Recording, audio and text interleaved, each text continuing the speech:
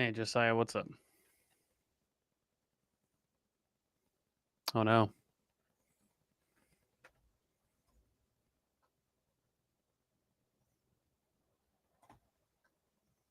He left me. Chat.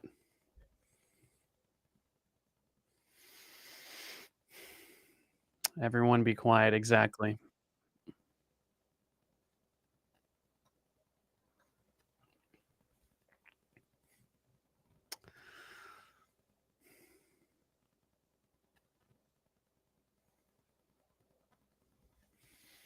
Oh, man. Looks like we're getting Hutch's chat mixed in, but he's not here yet. So the chat looks a little bit incoherent. No political news this week. Show canceled. Yeah, definitely. It was a pretty slow week, all things considered, to be honest. Not a whole lot. Just kind of some polling updates. Not exactly sure what the biggest news of the week was. No big reports came out. Nothing really. So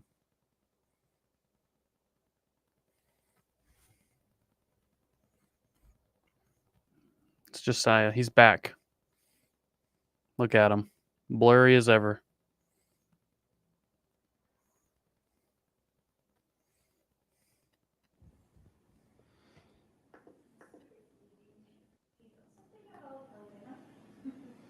Hey. Hello, Josiah. What up, man? What up, fellas?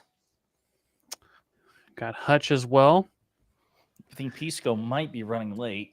I think that's what he said. Yeah. He said he had another better show to do that wasn't Live and Learn, chat. I don't believe that. It's not possible. Wow. No such thing exists. That's what he told me. I don't know. Fake news. Fake news. Well, how's everyone's week been? Views have been down on YouTube, so that kind of sucks. But other than that, You should try, Josiah, have you considered releasing 7 videos a day yeah, instead my of girlfriend would 6? Kill me if I did. What's up, baby? This man said views are down on YouTube. Let me look at your channel right now. Oh, yeah, that's true. me- Views are let me down. see. I only got 1 million views today instead Yeah. of fucking, yeah, a Chad, million. I'm gonna show you. I'm gonna show you Pondering's channel.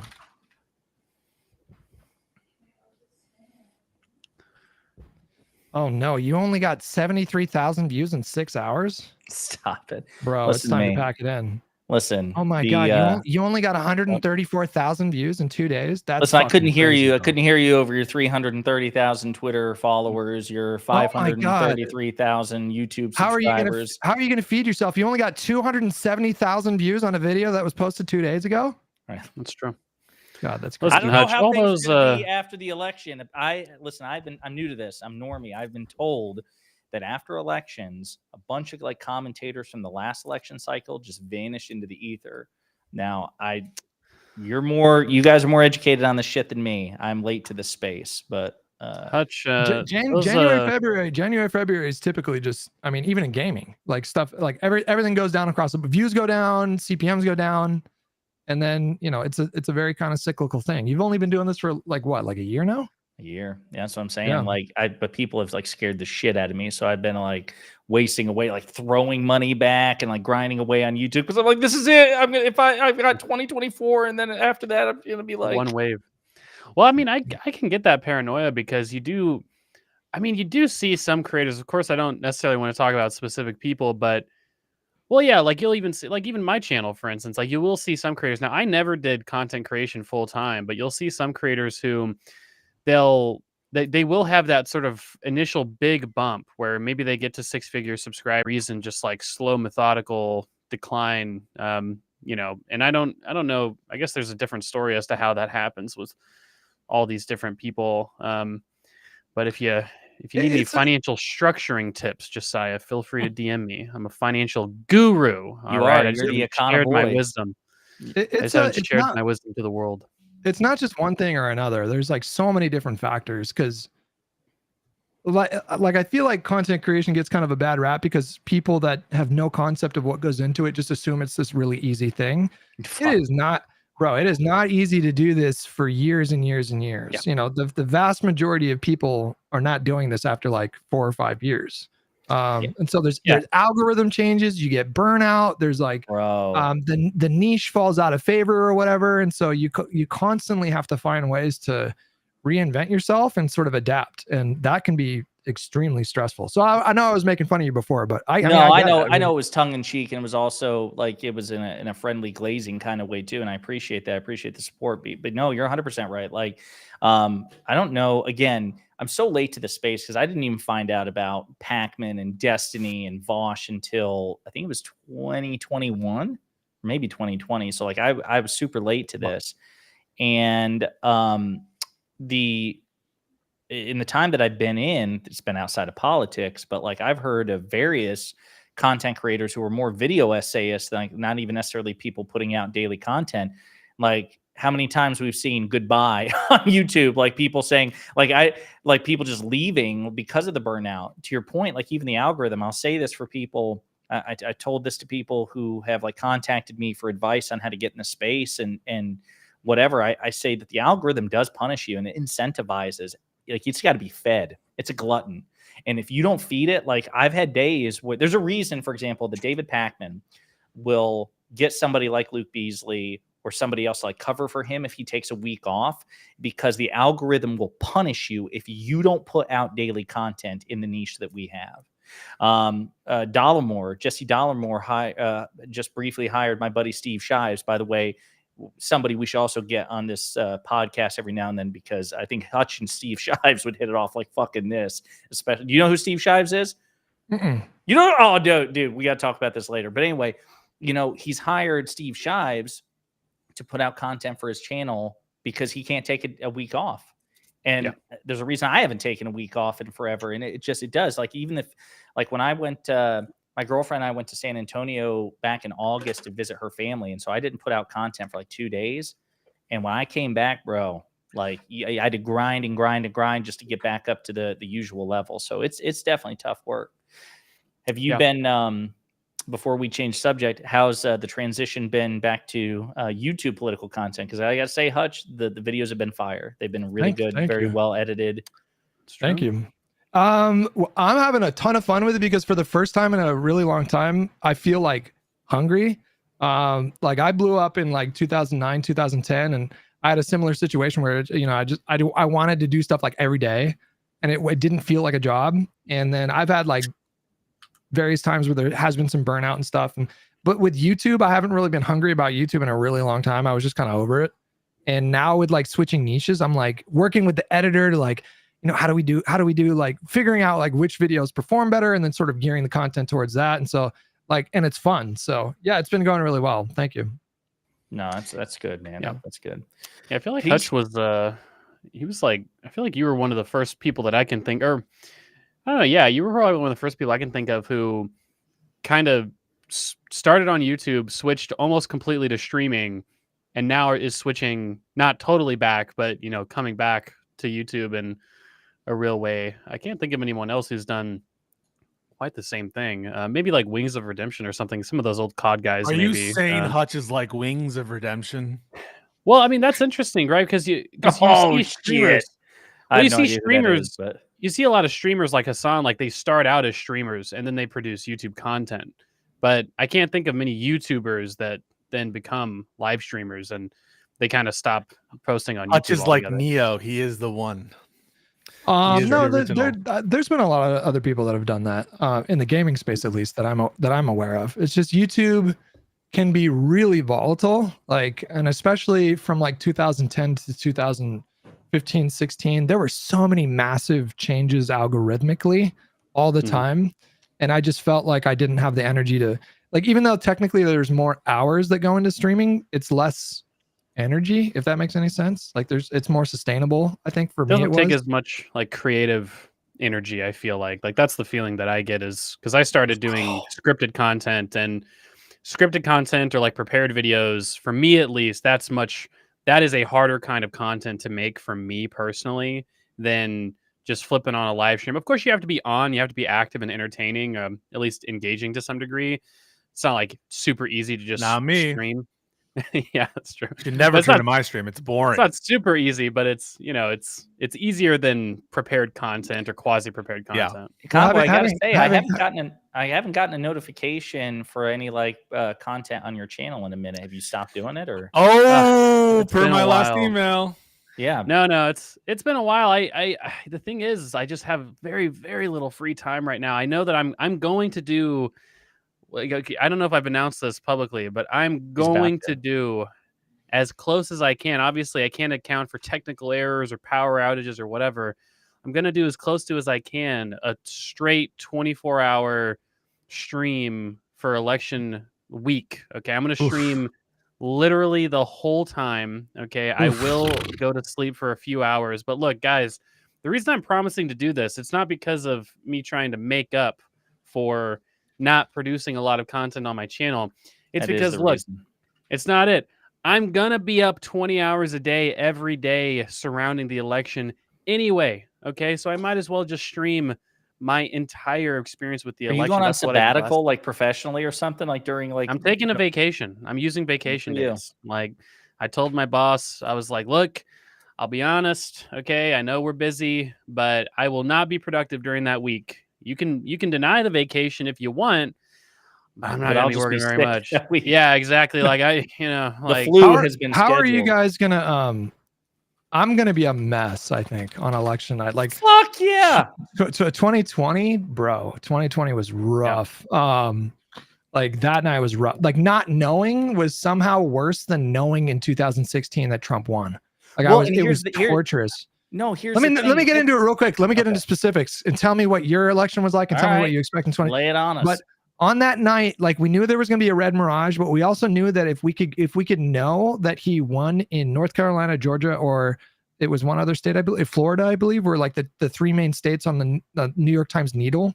Like if he would have won just one of those states, we pretty much knew that he would have won, and we didn't get an answer. And so I got off at like 8 p.m. I had like 12,000 viewers, but I told everybody there's no point in staying on. It's just going to stress me out. And then I was like, bro, I was so nervous. And I woke up every hour naturally. My body woke up and I looked at the Wisconsin, Michigan ticker because those are the two states that were. And then by the time we woke up the next morning, it was pretty clear that he was going to win those states. And I was like, okay, we're good. But that was a horrible night. Yeah, so I'll just say 2016, I was at a bar with a bunch of friends, very confidently assuming that Secretary Clinton would clinch the win. And even when she was down, by the time we left the bar at like 11:45, I just went to bed thinking it's fine once the final tallies are done. once Detroit comes in. Yeah, Hillary Clinton will be president of the United States. Woke up the next morning and checked Yahoo News, and it was like an unexpected and historic upset. Donald Trump elected the 45th president of the United States. So I'm like, what the fuck? And wait, why did you think she was going to win that night? It was pretty bad news, like early on. Because I expected that once the final votes were tabulated, there was just no way. Like the big cities would come in. Yeah, there was just no freaking way that we would just elect Donald Trump. It was pure. Hadn't the networks called Pennsylvania for Trump like by 6 p.m.? No, I don't recall the exact timeline. All I know is that we left the bar. I remember it's like 11:30, something like that. And we all walked out there, including a buddy of mine who does political software, like fundraising software for the Democratic Party. He was my roommate at the time, so we all just went back thinking, yep, ain't no thing. It'll be totally fine. Woke up the next morning with the biggest surprise of our lives. And so then in 2020, I was basically pacing the whole time, watching the TV. And of course, that was before I did content creation too. And I was just a wreck. But here's where I agree that 2024 is going to be considerably worse, because if you recall, Trump was president and he was saying the whole thing's going to be rigged or whatever. But I don't think any of us expected to see how far he was going to take it, like publicly declaring that night that he won. And then, of course, the subsequent legal challenges, the fake collector scheme, January 6th. So I think it's going to be fucking wild, especially which we should get into, what they're trying to do. They've been cock blocked, but they tried to do it in Nebraska. What they're trying to do with the vote counting rules in Georgia. You have Mike Johnson being very non-committal about whether or not he will certify the victory if Trump loses. You have sitting members of Congress saying the same thing. Yeah, I'm fucking worried, man. I'm absolutely worried.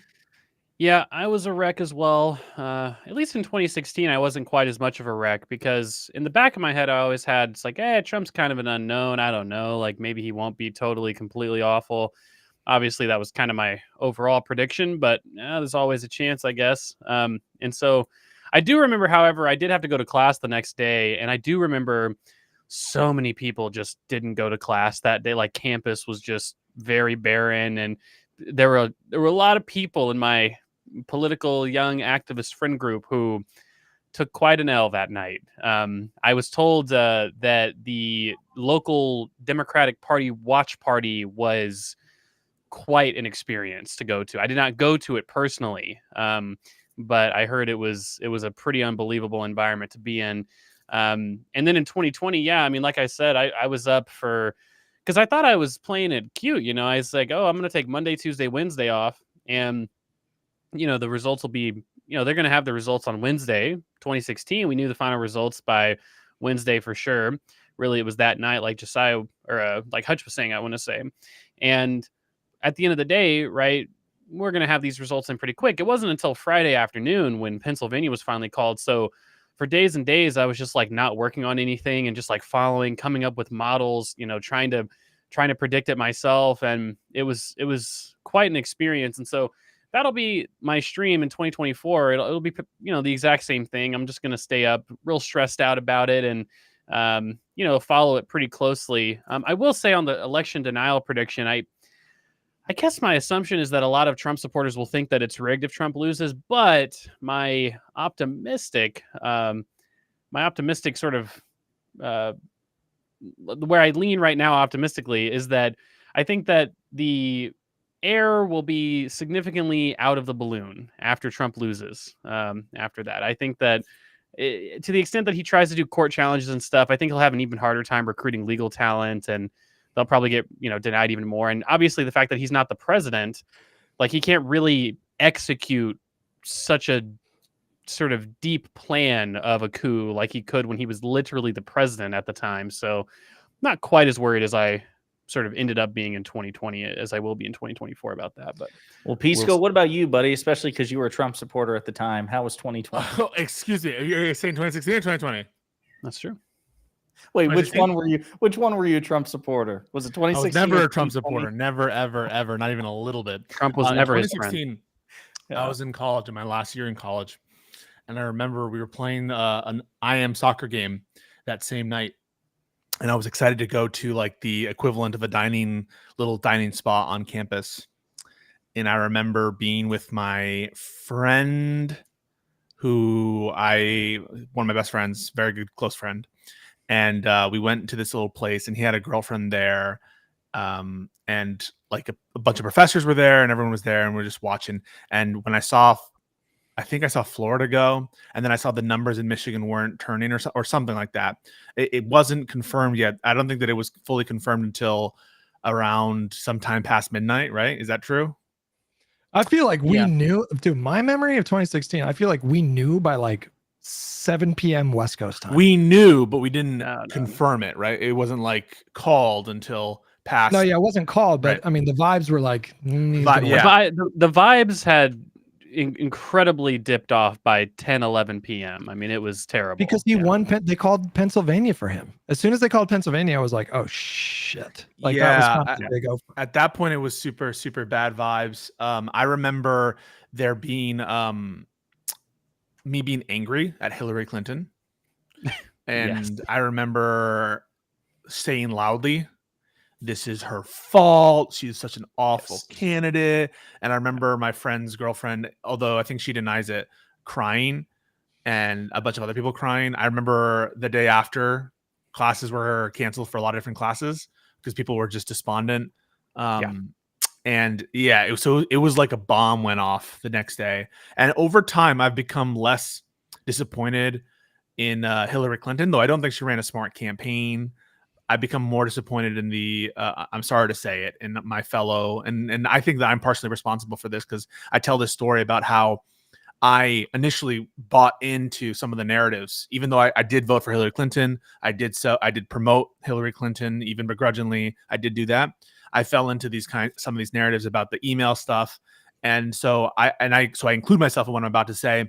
I blame the American people. I really do blame, in a sense, us. And I include myself there in the notion that we let ourselves be hoodwinked by irrelevant things that didn't matter. Even though I absolutely saw the evil. I wrote an article. I remember very clearly stating out why Trump was awful, why his administration would be like completely horrible, why it would be a threat to our democracy and institutions back in this would have been 2016, right? And so I think that for people who say are still not convinced that Trump is a threat to democracy, we knew back in when he was first running, this was obvious. And I remember I said, don't, one day I'll get the actual quote. It was like, don't rely on our institutions. You need to rely on like your vote or something like that. Something cringe like that. But yeah, it was a big change. It was a big eye opener for me. And so yeah, and it was really formative in terms of myself and wanting to verify everything. I never wanted to be taken for a fool again when it came to those narratives. And so I made a point not to let that happen. And some people have not learned their lesson. I'm going to link something there. This is probably the most outrageous thing I've ever seen Hassan tweet. Let's see. Just read that out loud. Read his tweet. Considering the Democratic Party's shifting position on immigration, it wouldn't surprise me if we got a Democratic Party-backed Muslim ban in 4 years. Bro. To which Hutch says, Jesus fucking Christ. Yeah, that's wildly irresponsible. So here's the thing. You know, I think we've all tried to be, I know I have. I'm going to test your one rule of not punching left. That's right. I'm the joker here. Yeah, go ahead. Exactly. You're going to break your one rule. Yeah. I am tired of it. Here's the thing. I supported the right and even the efficacy of the uncommitted movement in the primary. I said that it was perfectly reasonable for eligible voters to exercise leverage in good faith to say President Biden, Vice President Harris, you're not obligated to my vote, kind of like with everybody else. You got to give me something. And I want some concessions on Gaza policy. I think that that's eminently defensible.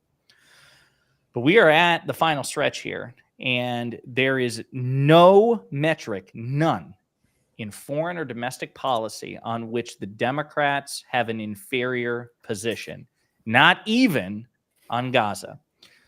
The Democrats are objectively better. They are the superior party in every respect. And so if you're spreading this bullshit, in my opinion, you are being wildly morally irresponsible, and you should be called out for it. Now, that's why we have people like Hutch. Hutch is willing to dedicate some time, not just punching right. He's willing to go for the proverbial nuts of people on the left who deserve it. Get his hands dirty. That's right. Well, I'm going to credit Destiny.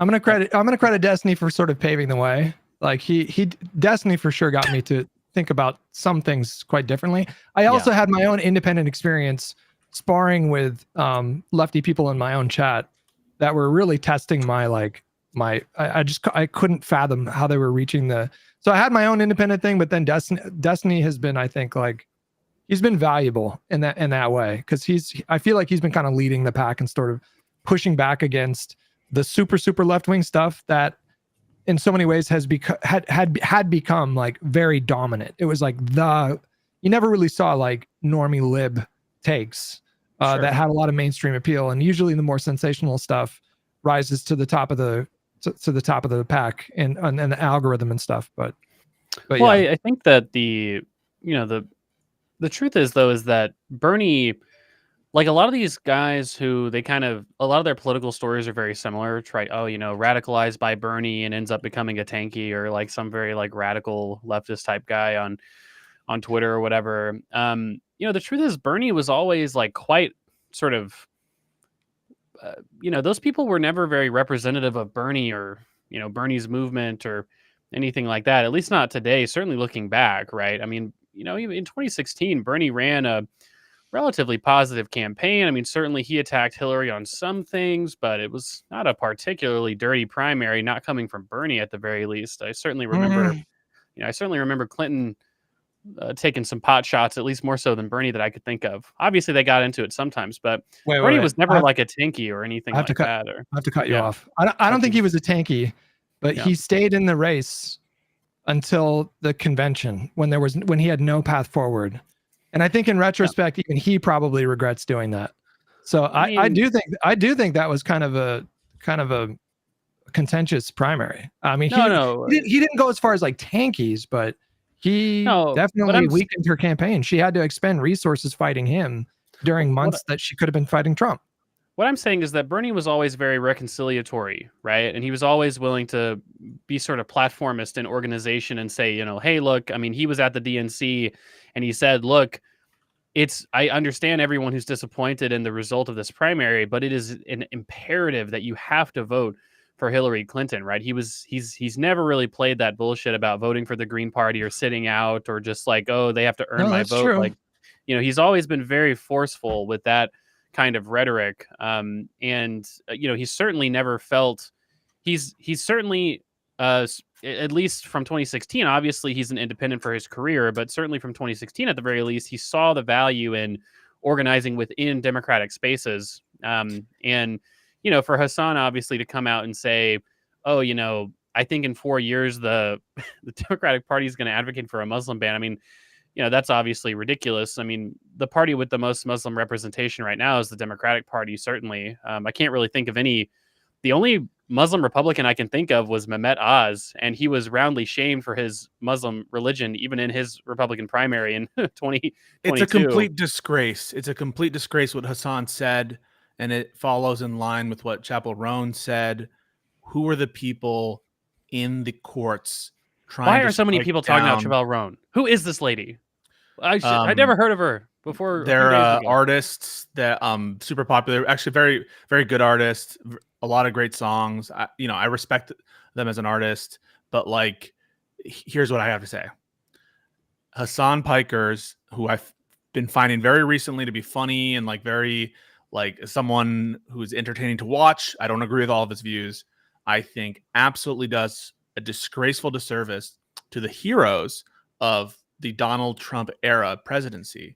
Who was it that was going to airports trying to get individuals Resist libs. relief from the Trump Muslim ban? Who was This it guy. in the courts fighting for this? Who was it in Congress advocating against it? Who was it trying to put any limits whatsoever on Trump's immigration policies? Who was it, by the way, Chappell Roan, who are in state legislature houses, who are advocating against many of the measures that we think are absolutely discrimination? It's Democrats. If I want to be lectured by anybody on who is or who is not a true representative or true ally, it's not going to be by people whose only connection to the political movement appears to be commenting on it in the context of a national election. Hassan Piker, on the other hand, I think has had enough of a repertoire now that we can say he is on no firm ground to criticize the Democrat Party based on their resistance to certain Trump policies, the Democratic Party, especially like the Muslim ban. It was us and this party that was fighting against Trump in the strongest possible ways during that period of time. Yeah, I should also say, just go back to it again. If you're going to be an outspoken critic of the Democratic Party, that's fine. But I think you should be honest about it. This is where, again, I give all the kudos in the world to Mehdi Hassan, who has found this tightrope and walked it about as perfectly as a person can. If you look at his Twitter, Jesus. Here recently, he was calling for the impeachment of Secretary Antony Blinken. I have not looked too deeply into this, but apparently there was something revelatory about what the State Department may or may not have known about humanitarian aid in Gaza. So Mehdi Hassan is simultaneously calling for the impeachment of the Secretary of State and yet relentlessly defending Vice President Harris and the Democratic Party, very often to Muslim critics of the Biden-Harris administration. People are emotionally invested in what's going on with Gaza, and he's looking them dead in the face and saying, listen, I hear you. I understand your pain. I have been criticizing them as relentlessly as you, but I'm telling you, even now, even at the height of your pain, if you are an eligible voter, it would be irresponsible to not vote for Kamala Harris. Sorry, guys. I just want to stick on that point just real quick and underscore it. I'm okay, even if I disagree. I don't actually have a view on it because I haven't investigated it. If you want to say that Antony Blinken deserves to be impeached for misrepresenting something to Congress, that I believe is a ground to impeach someone. If someone lies to Congress, I do think that that is impeachable. And so I just want to say, if that is found out, and he made a deliberate, intentional misrepresentation to Congress, I would also support the impeachment and removal of Antony Blinken because I think that that is an impeachable offense to knowingly make what you know to be false representations to Congress. So just want to make that clear on the record.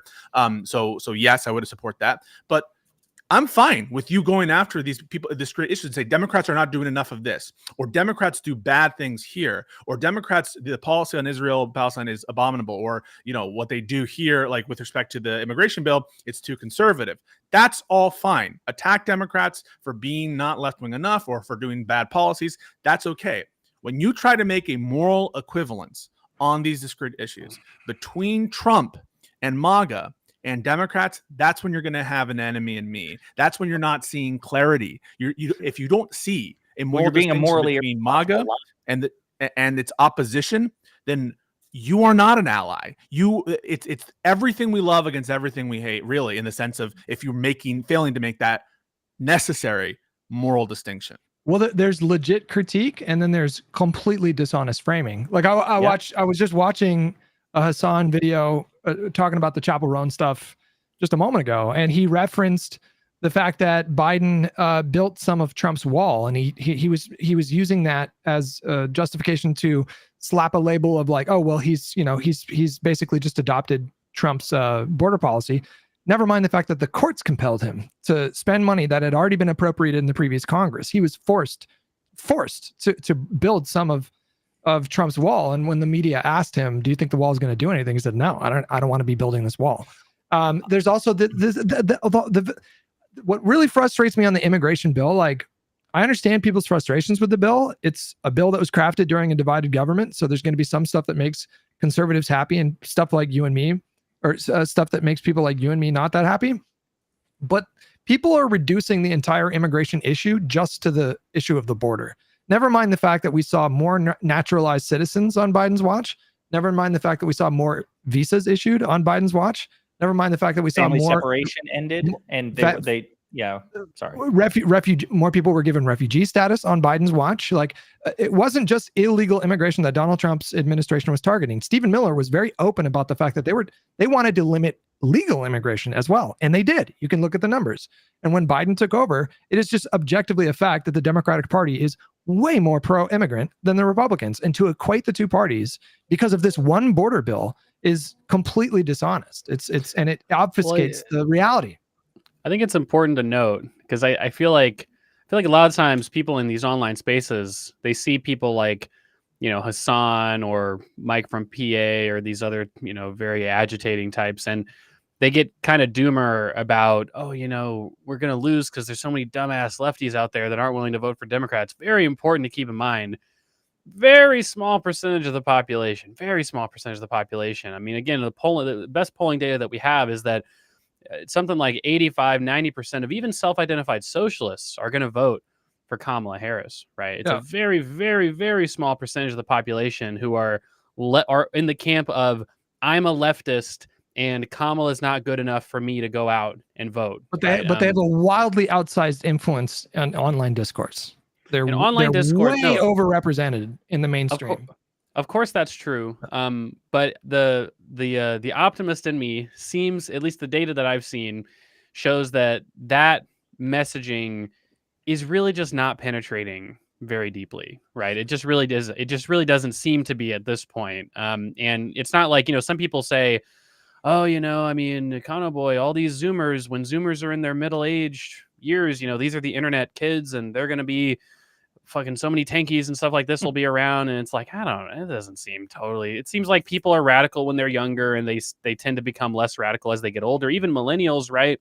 Certainly millennials have gone from probably substantially more progressive to more liberal, but it certainly doesn't seem like millennials are becoming ultra conservative or maintaining this sort of like burn your bus type mindset, even though we were, a lot of us were sort of brought up politically in that environment. So I don't know. That's why I think we should cut Chapel Roan just like a little bit of slack. Like I was a little hard on her, but like she's 26 years old. I was probably doing the both sides bad thing at that age, and I didn't have that kind of a platform. So she'll probably get older.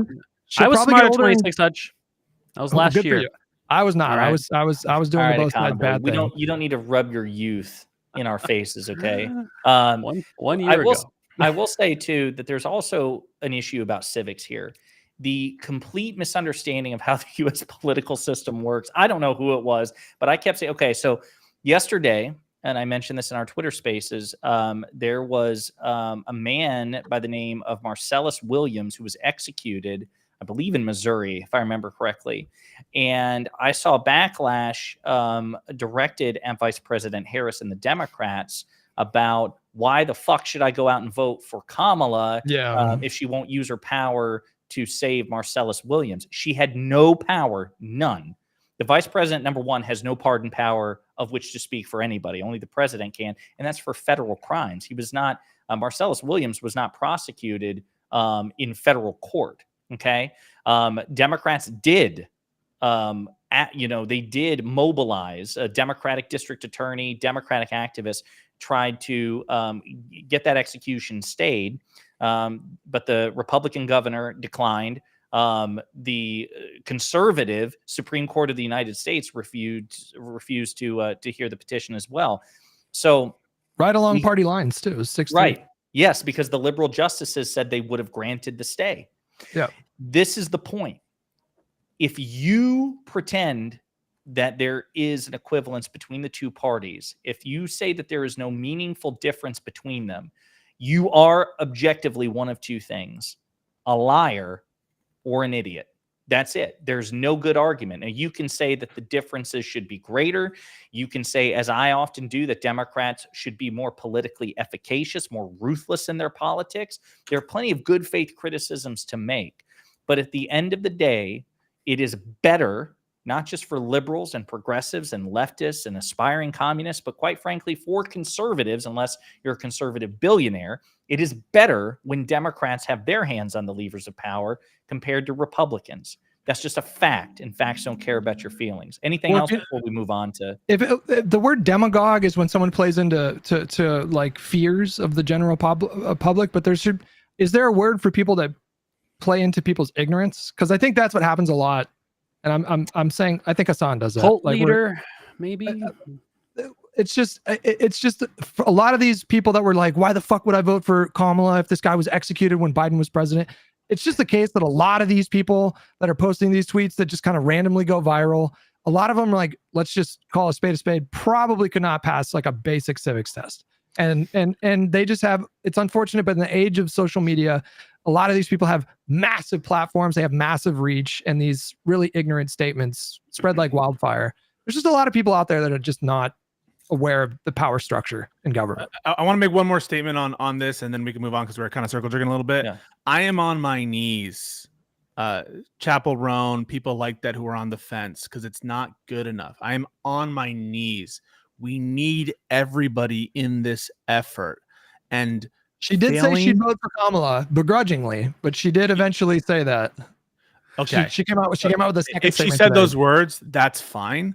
But and in which case I praise those words. I haven't seen the second statement. If there's been a second statement, I just know there's been at least two statements, but I haven't seen the second statement. It was very begrudgingly. We'll say that. Yeah, like on that issue, just real quick. I mean, Democrats are obviously in favor of a more liberal Supreme Court. The Democrats are against the death penalty. Democrats have been like Tim Pool, right?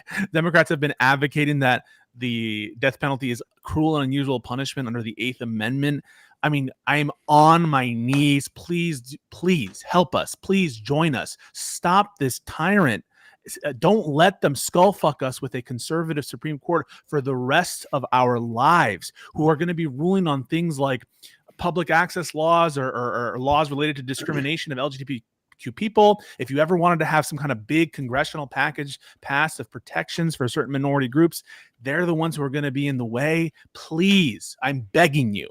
do what you can to get Kamala Harris elected, because anything short of that, anything short of your advocated support for Kamala Harris and against Donald Trump, in my opinion, is not good enough. We don't need people on the fence. And that's why I condemn, in the strongest possible terms, Joe Manchin's statement where he says, because of the filibuster, I'm going to be ambiguous, or I'm going to not, I'm not I going retract to my endorse endorsement for Kamala Harris. Give me a break.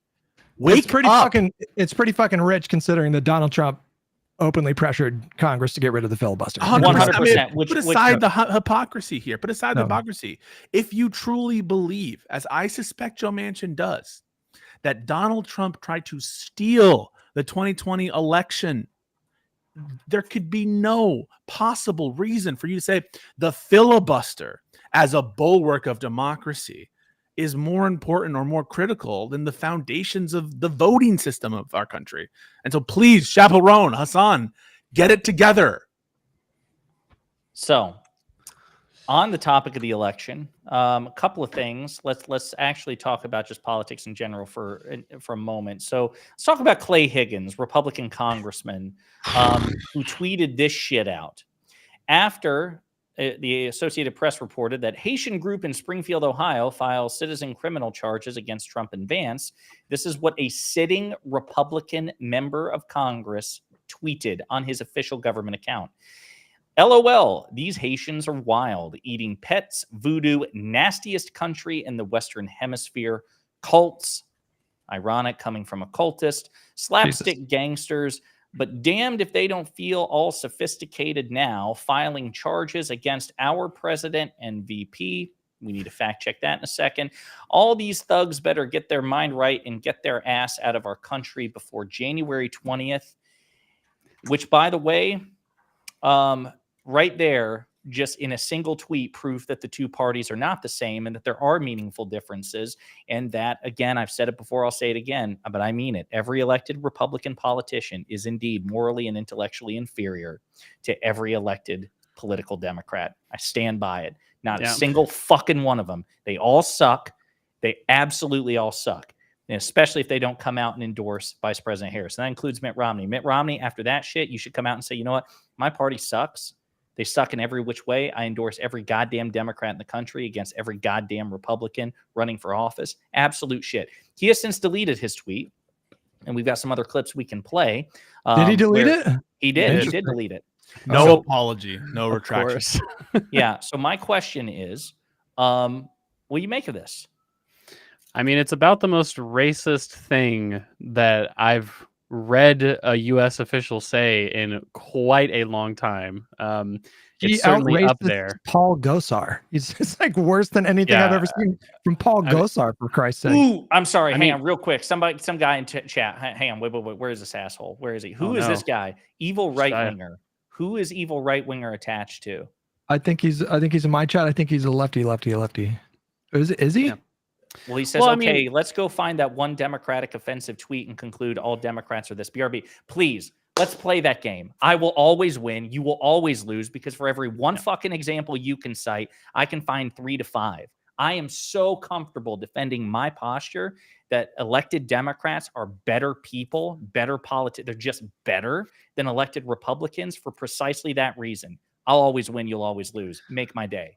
Like the worst thing you can find in terms of like that kind of stuff is you might find some tweets from like a very small group of like House representatives where you're like, is that anti-Semitic? Like maybe not. That's like the best you can possibly do. Yeah, I mean, Republicans have had a strategy for, I don't know, like 20 plus years straight at this point of basically demonizing immigrant groups that they feel are to their electoral advantage. Now, one thing that I feel like it's not a coincidence. I feel like it's not a coincidence that at the same time that you see a Hispanic political realignment, they switch from demonizing Mexicans and Salvadorans, I should say, to Haitian immigrants. It's like, well, the Haitians don't vote for us, so we can demonize the shit out of them. We don't see a lot of that regarding Hispanic immigrants anymore. And I don't think that's a coincidence. But again, it goes to which base do you want your government to play to, right? Which is very important for people trying to make a political calculus is, look, if you go to a Trump rally, if you watch the RNC, right?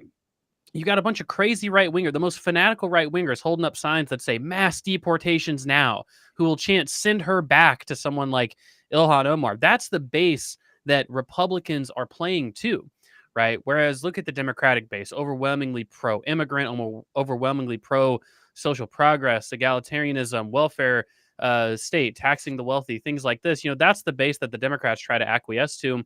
Of course, more conservative-minded people might say that's a base that I'm not necessarily interested in.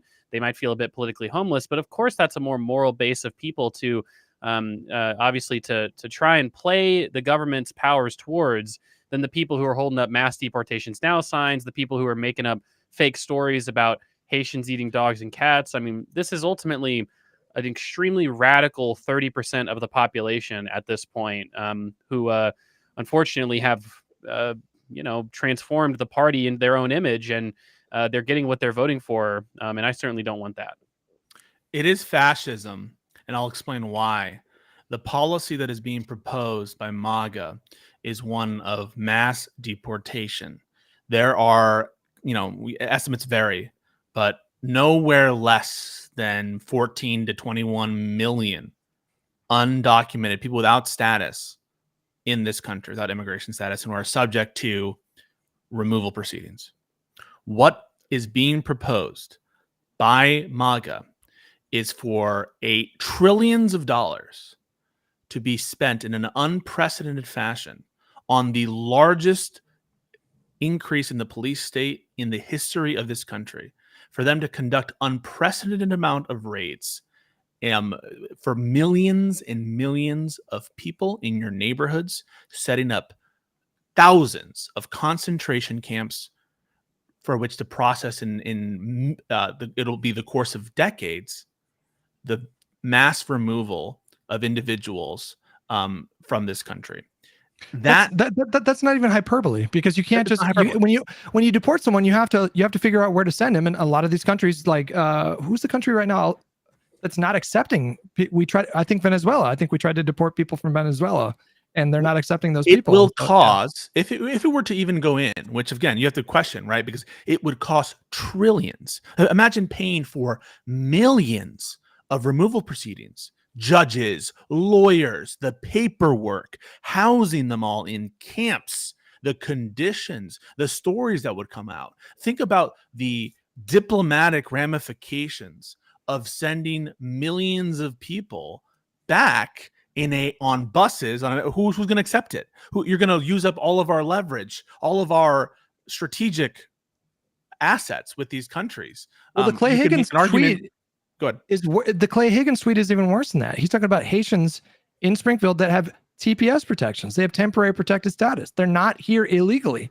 And he's talking about they better be ready to leave the country. It's like, because they criticize legal residents, because they are exercising a legal right against Donald Trump and JD Vance, who, by the way, Clay Higgins is so stupid, because that's the other thing about elected Republicans, is the vast majority of them are also intellectually inferior to elected Democrats.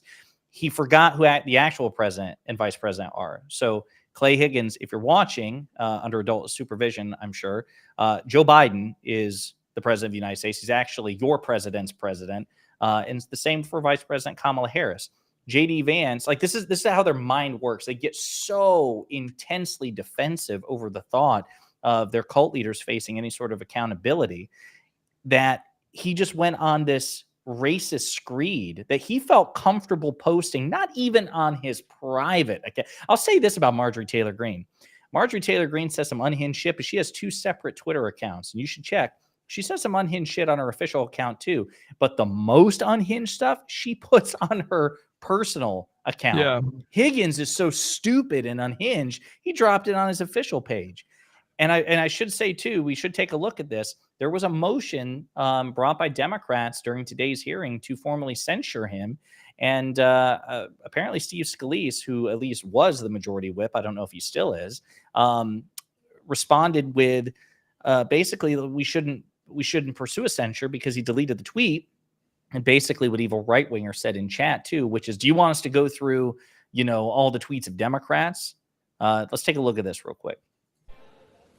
I am submitting by resolution a motion to censure Representative Clay Higgins for violating Rule 9 by bringing discredit and disgrace to the House of Representatives. And that is There's an official motion, Mr. Speaker. The gentleman attempting to give notice under Rule 9. I am attempting to give notice that I intend to bring a censure motion, resolution, upon return to this House of Representatives. And I would hope that every member of this body understands that no person, particularly those who contribute to communities, who are entrepreneurial, who give to our communities by being nurses and first responders and teachers, that those individuals, those children, no longer have to live in fear or intimidation because of any words or posts that come from members of this body. That it is time to end hate and the rhetoric of hate, and that it is not becoming on any member to continue to push this type of rhetoric on any platform, let alone from the House of Representatives. And with that, I ask unanimous consent to accept my motion to censure Representative Clay Higgins for violating Rule 9 by bringing discredit and disgrace to the House of Representatives. And they object. Absolutely despicable stuff. That happened today, I assume? Yeah, it happened earlier today, and Steve Scalise in another clip said that again, that the tweet was deleted, and Democrats wouldn't want Republicans to pursue a forensic investigation or audit of Democrats' tweets. Again, I say they should tell them to bring it on, because I assure you, there is nothing that AOC, Ilhan Omar, Rashida Tlaib, or the rest of the progressive caucus, or what is seen as the far left flank of the Democratic Party, they have never, ever tweeted anything that unhinged. So I say bring it on, but absolutely ridiculous shit.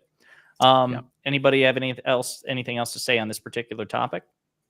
I was going to say, I think that one thing worth noting about this is not only that it's sort of flatly racist, of course, what Republicans are saying, but I think it's also kind of an insult to the American political project, right? I mean, obviously people say this and they kind of take it for granted, but I was talking to, for instance, the head of, he may have gotten a promotion at this point. He was the head of economic and policy studies at the Cato Institute, Alex Narasta. And one thing that he said that stuck with me was, he said that, you know, people kind of forget how difficult it was, all of these immigration surges from places in Europe, right? You know, surges of German immigrants, Polish immigrants, Irish immigrants. People forget that there were pretty much just as many immigration scares and arguably even harder and harsher problems with integrating those people into this country. People used to really be fearful of like Catholic immigrants from Ireland because they thought that they would turn the country into a Catholic theocracy, right? Not unlike what you hear about Muslim immigrants today. But of course, you know, that culture of at least assimilating immigrants over time seemed to be sort of let's say self-repeating, right? You know, we assimilated so many immigrants, we seem to be really good at it at this point, almost like uniquely as Americans. And of course, it's a misunderstanding of American history and quite a negative presumption of Republicans that they make nowadays, where they say, oh, well, these, you know, Mexicans will never assimilate, you know, they're bad for this country. These Haitians, the same thing.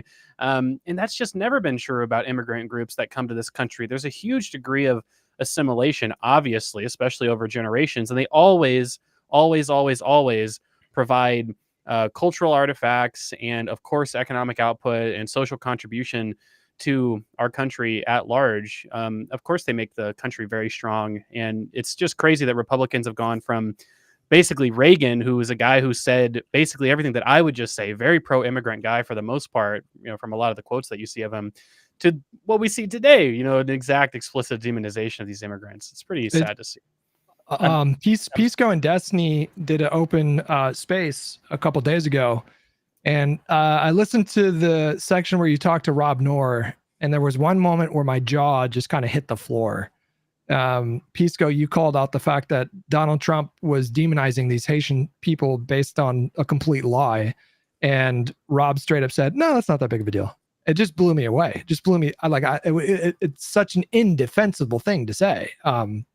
Yeah. I'm good before Pisco responds, because chat deletes certain things once it gets up like at a certain point. So I just have to respond to this literally because it's time sensitive. So Evil Right Winger had said in my response about this tweet being indicative of the moral and intellectual inferiority of elected Republicans. He said, okay, let's go find that one Democratic offensive tweet and conclude all Democrats are this. Then when I repeated it, this stupid son of a bitch said, oh, now we're going to limit this to tweets. Okay, LOL. You also acknowledged that the tweets were the parameters. This is what I mean when I say that Republican politicians are intellectually and morally inferior to Democrats. You must be one because you just contradicted yourself in real time. You are no match. We're not going to block you. You are continue to shout into the void. I'll block him. I mean, I'll do it. You're just no match. So I can do it. No, you don't have to. Let him scream into the void, knowing that he is inferior as an elected Republican aspirant. So I just want to throw that out. That's true. That's No, Jamie Vance's role. Pisco, what did you Yeah. think when Rob said that? Yeah, no, I mean it's constantly this absolutely indefensible double standard, in my opinion, about the use of rhetoric. So on the one hand, the notion of the quote unquote fine people hoax, which I don't believe is a hoax at all. The notion of the fact that some Democrats continue to say that Trump is a dictator in waiting or who wants to be a dictator, that these statements are at all more concerning than the statements that are being made currently about Haitians. I think it's just a crazy calibration of priorities and of intuitions there. And I want to stress the purpose of temporary protected status. TPS is part of the law. Yeah. This country. TPS was passed because we have this notion that after like imminent disasters, say for example, an earthquake, say hypothetically there was a devastating earthquake that killed thousands of people and destroyed all these homes, and you have individuals who are in this country, you don't want to send them back to a ruined state because of some environmental disaster. Haiti right now, beyond the effects of natural disasters, which are still being felt, by the way, is in utter anarchy. It's being controlled by, as I understand, different gangs, and there's turf wars. They assassinated the president of that country. That's correct, right? Yeah. And so you might not even agree with TPS, but have some respect for the laws of this country and have some respect for the words you use. He didn't say, this asshole Higgins, who doesn't deserve to have a seat in this Congress. If it were up to me, he'd be kicked the fuck out of this Congress. He didn't say Haitians here under TPS. He said Haitians. Yeah. Replace that with Jews. Replace that with black people. Replace that with white people. Look Exactly. at the amount of sensitivity that these MAGA assholes, double standard pieces of crap, have whenever there is even a 1% hint of criticism towards white people in this country. How they cry like little snowflakes and try to have some grace and understanding why some people could be upset at this obviously racist comments made by Clay Higgins. And yeah, I mean, I couldn't say it better than you. They have turned Springfield, Ohio into a cultural war zone out of nothing. But how about Rob saying it's not a big deal for Donald Trump to accuse Haitians of eating cats and being illegal migrants and blah, blah, blah, when this resulted in literal dozens of bomb threats. They had to evacuate dozens of buildings in that city after the presidential debate. And you have Rob over here saying, no, I don't think that's a big of a deal. He basically repeated the JD Vance line where it was like, well, at least he's calling attention to the problem. Well, what is the problem, Rob? Like, what problem are you identifying? The problem is all these darn Haitians in our country. Hutch, Yeah, don't that's you exactly get it? what it is. Yeah. I didn't Yeah, realize how that's- many Haitians there were. There's over 1 million Haitians in America. I didn't realize. And that just goes to show, though, that like I don't think most people would even know that there are so many Haitians in this country. You know why? because Haitians have never been a problem, right? Like we've never had this like huge problem with Haitian immigrants in this country until Republicans decided that they were the group that was going to be demonized. What about the New York fucking Post? Like putting actual attention, dedicating inches of column to a Haitian resident of Springfield getting into a car accident. Like that's the sort of stupid, crazy, indefensible shit that has driven the right wing at this point, because they received some sort of psychic internal marching order from Donald Trump. They have to put all Haitians, probably in the country, but certainly in Ohio and certainly within the Springfield vicinity, under a microscope for the most anodyne shit. That's where we are. I should also say, since Pisco mentioned snowflakes, and this is directly relevant to Pisco, I got blocked by your girl. My girl, redheaded libertarian. Hey, she blocked me too. For also correcting her on a really stupid argument she had about presidential immunity. And I should say, I don't have the tweet up because she blocked me, but was it in response to you, Pisco, where she said... No. This is just apropos of someone like adding her about it, where she says some verifiable horse shit and something that like only an idiot could say who hasn't read the immunity decision, and it must have been brought to her attention at some point that the Supreme Court explicitly ruled against her. But she has no shame. And like, I don't know. You've tweeted she blocked her. I don't think she's blocked me. She hasn't blocked me. I don't know why. Good. That's good. Well, because yeah, you're she so should issue a gentle. retraction. But these people don't want to issue retractions because they are too proud. And I get it with like a lot of these reply guys who I'll be like, all right, this is a verifiable thing that I've just showed you that you're absolutely 100% wrong. Are you willing to retract? And they're like, no, they're too proud.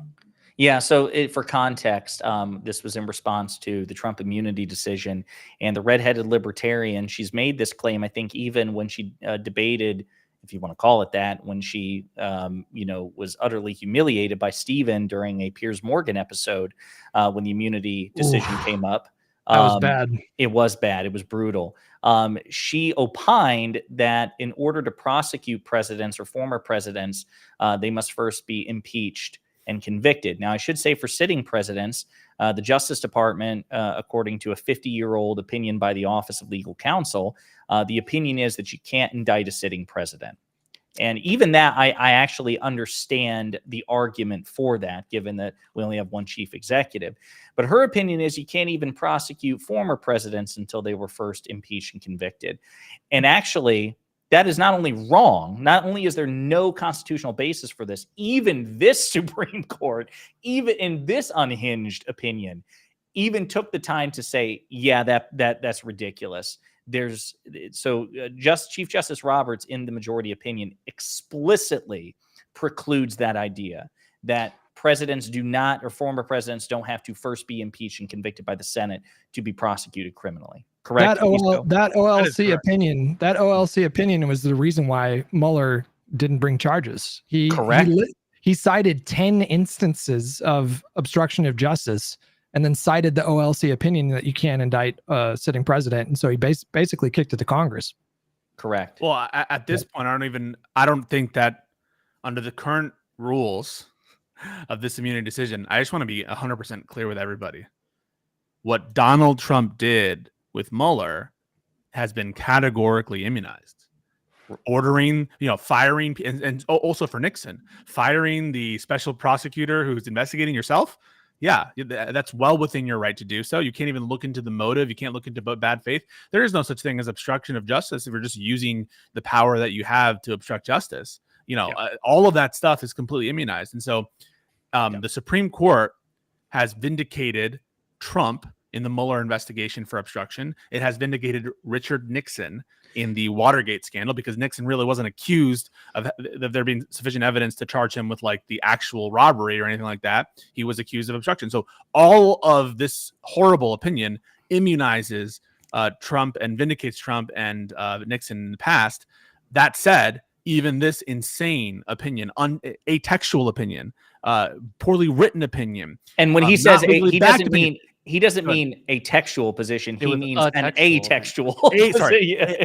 atextual. That is to say, not backed up by any text, not backed up by any convincing legal reasoning, not backed up by any history of any kind, non-originalist opinion. And the non-originalist opinion given by this court, even in this opinion, completely rejects the redhead libertarians' argument. And so for her to be lecturing anybody about what the immunity decision says or doesn't say is just shows you the depravity and the lack of standards of MAGA. And I include, by the way, let's be clear. libertarians in that. She is big dumb, like real dumb. Oh, is she? So I just thought she had a lot of fault.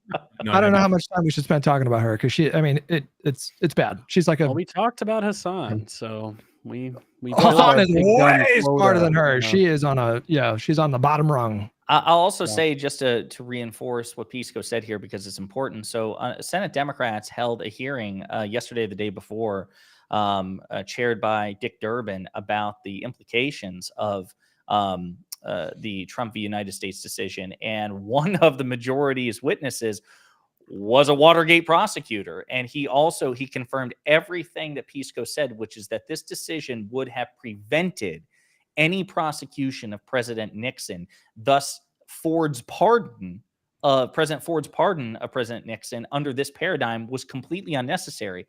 And again, this is also something worth pointing out. It goes to show that even Richard Nixon understood he could be prosecuted, because as was established in that hearing, when President Ford offered the pardon and President Nixon accepted the pardon, by law, that was an admission of criminal guilt.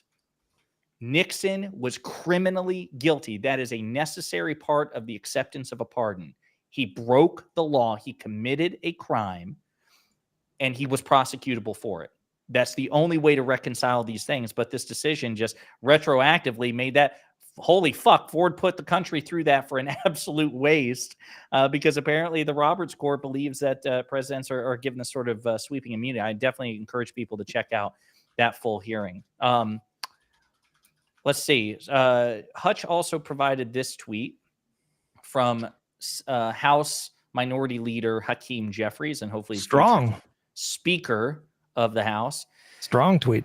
This disgusting statement by Clay Higgins about the Haitian community is vile, racist, and beneath the dignity of the United States House of Representatives. He must be held accountable for his dishonorable conduct that is unbecoming of a member of Congress. Clay Higgins is an election-denying, conspiracy-peddling racial arsonist who is a disgrace to the people's house. This is who they have become. Republicans are the party of Donald Trump, Mark Robinson, Marjorie Taylor Greene, Clay Higgins, and Project 2025. The extreme MAGA Republicans in the House are unfit to govern, and he has a small dick. I threw that last part in. MTG caught a stray in that one. God, well deserved. Damn. When Hutch sent me that tweet, he said it's a strong. Like, I didn't realize it was going to be that. Oh, that's strong. Yeah, that was brutal. I'm feeling good about the House, not feeling good about the Senate. Did you guys hear they're diverting funds to Florida because they're kind of giving up on Montana? Well, I don't know if they're giving up. I mean, it's just that Tester has more money than he probably knows what to do with. Like, it's probably your marginal dollars probably not very efficiently spent on Montana at this point. Very similar situation in, I want to say it was 2020 when Jamie Harrison lost his Senate race against Lindsey Graham, where, you know, Jamie Harrison raised like $50 million or something to run for U.S. Senate in South Carolina. John Tester has tens of millions of dollars, is my understanding as well. So I think that it's almost a sign of maybe optimism from Democrats. They're spreading their money out a little bit more. Now, don't get me wrong, John Tester's in trouble. I'm not exactly confident that he'll win his seat, but I think there's a strong argument that your marginal spending, you know, any new spending that you do, yeah, I mean, spend it in Florida, spend it in Texas, spend it in Ohio, you know, these other seats. Well, why Florida and not Texas, though? I don't think they announced any new funding to the Texas race, right? No, they didn't. Unfortunately, this has been a criticism of Chuck Schumer and Democratic leadership is that, look, I had negative things to say about Colin Allred a couple months ago about his campaign. And despite what I think is honestly not an optimal strategy from Colin Allred, he is polling neck and neck with Ted Cruz right now. And he is, let's just say, like a more appealing candidate for certain groups in Texas. Essentially, Allred's strategy is to go all in on sort of like your marginally attached conservatives, like your suburban types, your moderate conservative, your Nikki Haley voters, and just kind of assume that the big cities will take care of themselves. I don't think that's a great strategy, but it could win. Nonetheless, he's polling very tightly. And at least in Florida, I think some of those polls look pretty encouraging as well. Rick Scott is a really crazy and unpopular senator in Florida. It's just that Florida at this point, frankly, is a redder state than Texas is, right? At least that's what the environment seems like. And so he might have more of a structural advantage than Ted Cruz does. Plus, Ted Cruz is more unpopular than Rick Scott, right? So it's a lot of give and take. So a couple of things. I saw that even again, Chris LaCivita, Donald Trump's one of his senior advisors, he was also freaking out about the state of the Cruz campaign. So you said they were polling neck and neck. How is Allred's polling versus Cruz? How does it compare to Beto O'Rourke's polling against Cruz in 2018? Beto was polling better. Than Allred? Mm-hmm. No. As far as I remember, I don't know what polls are you looking at for Allred? Because I've only seen one with him +1, and then I saw one today that was him down 3. What are you looking at? Well, so I couldn't. I could look at it really quickly to see the polls of Beto versus Cruz. My understanding was that Beto basically, there were some polls that showed Beto to be close. I'm not sure if any polls showed Beto winning the race in 2018. It was, whereas Allred being essentially within that margin of error, +1, down 3, down 2. I think one of the distinguishing features, at least of a lot of the polling of the Allred Cruz race, is that undecideds are pretty high. Again, it's a little bit misleading when it says like, oh, Allred +1. That was a poll that had like 9 or 10% of people that were at least claimed to be undecided at the time, right? So it's kind of a difficult to predict race for that reason. But okay, I lied about Beto, by the way. I was completely wrong. Never contradict me on polling things, Hutch. All right. I thought you've learned your lesson by now. All right. This is from 4 days ago. Colin Allred's polling against Ted Cruz compared to Beto O'Rourke's in 2018. Amid this year's U.S. Senate race, Colin Allred is polling about the same against Senator Ted Cruz as Cruz's former opponent Beto O'Rourke polled in the 2018 election based on an analysis of past and current polls. It will be an uphill battle for Allred to win Cruz's Senate seat in the red state. In a morning consult poll conducted from September 9th to 18th, Allred is leading Cruz for the first time, albeit by 1 point. So 538 gave Beto a 21% chance of winning. Yeah. So he when you look at these polls, it's like he's down 1.5, 2.5, 5.9, 3.9, 8.9, 6.1, 3. So he was, I don't know if he ever had a favorable polling position. Does 538 have this for Allred? They're not doing Senate forecasts yet. Okay. But I can take a look. Sure. 538. I will say I am becoming increasingly interested in the Senate election in Nebraska. Now, in part, I'm not interested because I think that Fisher's actually going to lose against Osborne. For those that don't know, in Nebraska, look, it's just Nebraska. Who cares, right? But it's actually an incredibly interesting circumstance, and I am curious if this model will work in future elections. Basically, look, in these really deep red states, no Democrat's going to win, 0% chance. In other states, there have been, you could say, experiments with running, instead of running a Democrat, running a sort of Democrat-aligned independent. You saw this in Utah in, I believe it was 2022, where they had that guy who ran as the conservative independent in 2016 against Trump. They had him run for U.S. Senate in Utah, and he did significantly better than any Democrat would have done in that race. And you see a similar situation where an independent's running against Fisher, and the Democrats haven't fielded a candidate. And he actually, the most recent poll in that race, he's actually leading in that poll against the Republican current incumbent U.S. Senator. That's a race that I'm actually pretty interested in. He's basically a progressive. Well, I don't know if progressive is the right word, but he's like a union pro-worker guy who most people would assume is relatively Democratic aligned. So pretty interesting stuff happening there. You've got the polls for Texas pulled up. Yeah. So Hutch sent me this. The two most recent Texas Hispanic Policy Foundation, which polled 1,200 likely voters, has Cruz up by 3. Morning Consult, more than double likely voters polled has. There's just not a lot of data. There's just not a lot of data from the state. There's enough data to say that it's a relatively close election, but certainly not enough to be very confident in your prediction. I mean, at least if you were to look at the polls between Kamala and Trump in Texas, I think that those polls are not. Again, I don't think that those polls, generally speaking, show, oh well, Kamala is going to win Texas, or Texas is like super duper close. But there's some encouraging polls that have her polling, within 3 or 4 or 5 points in Texas. And a lot of people are predicting that the margin in Texas, I think it was maybe a 5-point margin in 2020. A lot of people are predicting that might tighten up a bit, and it'll be pretty encouraging for future election cycles. So we're gonna lose West Virginia because Manchin isn't running. So Jim Justice is going to be the next senator from West Virginia. I'd be stunned if we don't win Arizona. We're definitely going to win Arizona. The polls you say look bad for Montana, so that's the ball game right there. If we lose both West Virginia and Montana, and don't flip Florida or Texas to compensate, or Nebraska. Well, also consider that Brown might be in trouble too, because they are about to spend tens of millions of dollars in Ohio, in the final stretch, and he's running against. This could get really bad, guys. This could get really, really bad. You all need to. This is why, it is so pivotal for you guys to see with clarity what's going on here.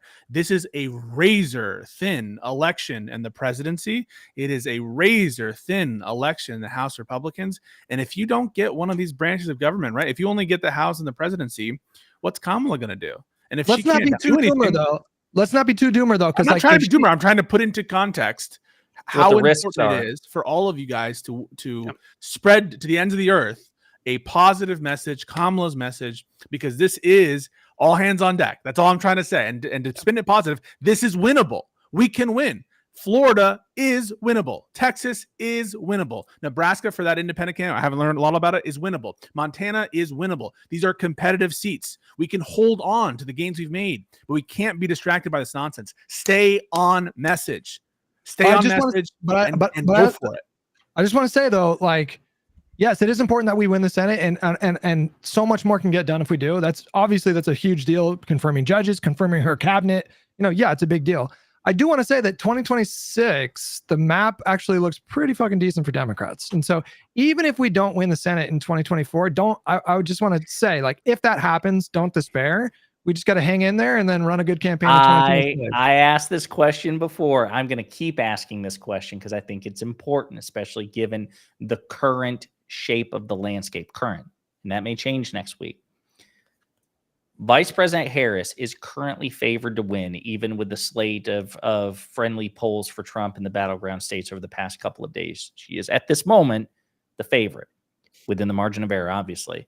Again, Republicans have been the favorite to win the Senate for months. Let's assume she wins, we win the House, and they win the Senate. And Justice Sotomayor either retires or something tragic happens and there's a vacancy 6 months into a Harris presidency with a Republican majority. I'm going to ask 0%. Would a Republican Senate confirm? No. 0%. I think there is what I will say.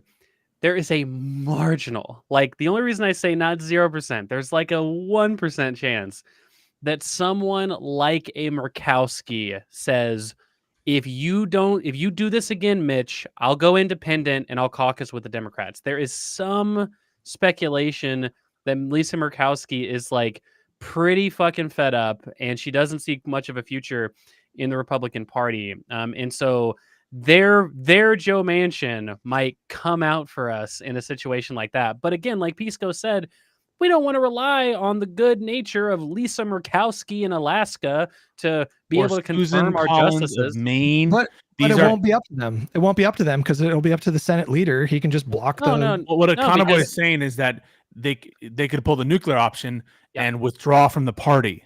That's going to be an extreme message, extreme they're going to take. You are potentially tanking any kind of career. I don't know how much more years they want in the center if they want to run another campaign, but to rely on them to throw away their party allegiance for the benefit of Kamala Harris to put a liberal on the court, I'm saying don't bet on it. 0.0.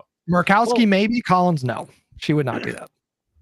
I mean, I think that I think that this is also one of the reasons why there was some polling data out of Alaska, which showed that actually Alaska could be, again, this is not a state. This is not a state that in all likelihood and a balance of probabilities that Kamala is going to win. However, if it were the case that Kamala could get 47% of the vote, 46% of the vote in an area like Alaska, a state that already has a statewide Democratic representative, especially under a ranked choice voting system. Again, this is one of the reasons why Lisa Murkowski in Maine, they have ranked choice voting as well. They feel a little bit more structurally comfortable criticizing Trump.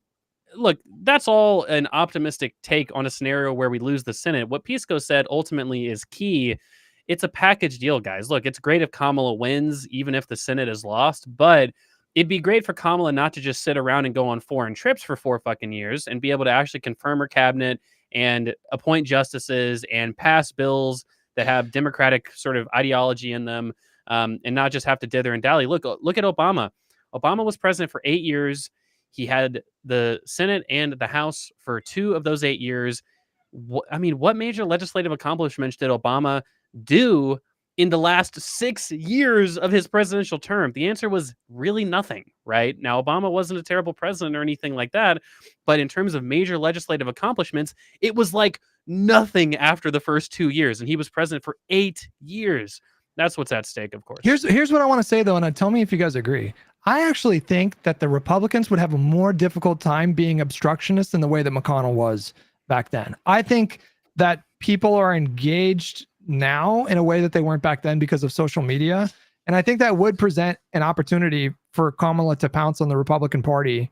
And I think she actually might be successful in galvanizing support from the public and calling attention to their obstructionist stuff. Maybe I'm being naive, but I just think it's. I don't think so. I think that, I mean, she can certainly try, but I honestly think that if the public were really keyed in and were interested in punishing Republican obstructionism and Republicans feared it, then the election wouldn't be as close as it is. Then in that case, not only would Democrats be favored to take back the House, but it would be a landslide because under this Republican majority in the House has been literally the least productive iteration of Congress on record. We're taking that House back, though. Oh, I'm confident we're going to win, but this would be a full sweep, right? Given how obstructionist that Republicans have been in both chambers, particularly the House. I don't have faith, kind of getting all the way back to the beginning of this. It's good that we're not running for office so we can be perfectly candid about the electorate and our fellow voters. Our voters suck. They don't pay nearly enough attention the way that they should. These margins are entirely too close. There's an apathy. There's an indifference. And listen, I'm not saying that the politicians themselves don't contribute to this.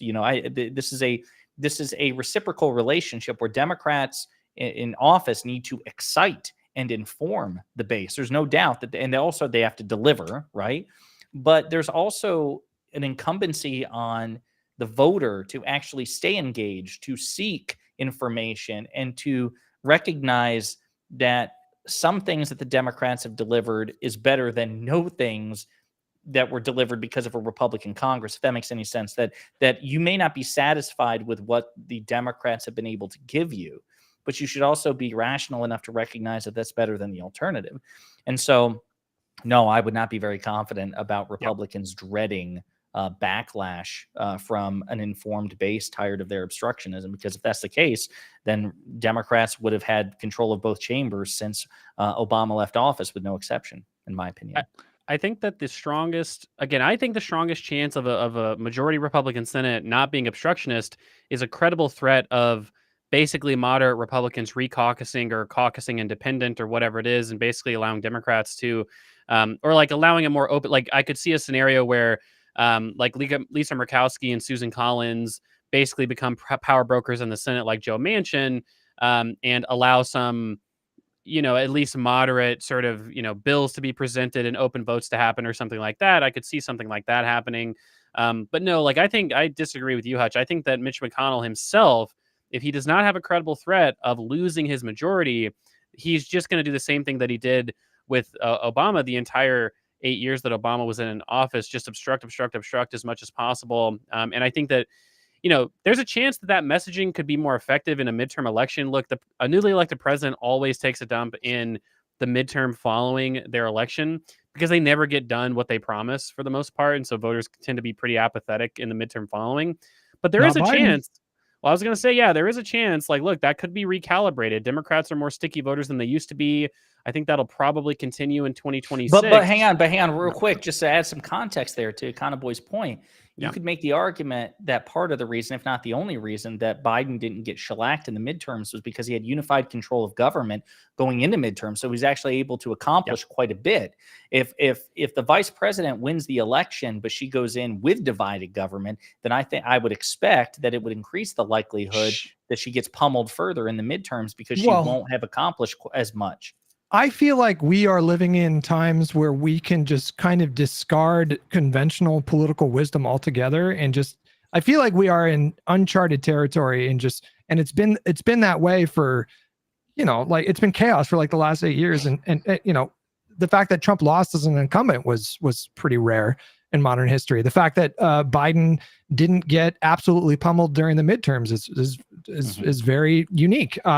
And I think that the opportunity here for Democrats, especially with a woman president, if you get an obstructionist Republican Senate, she can hammer them on abortion for 2 years. She can point to individual senators' votes, and she can. I feel like there's an opportunity there to leverage that to galvanize support in the midterms in 2026. I mean, it's not going to be ideal for her to not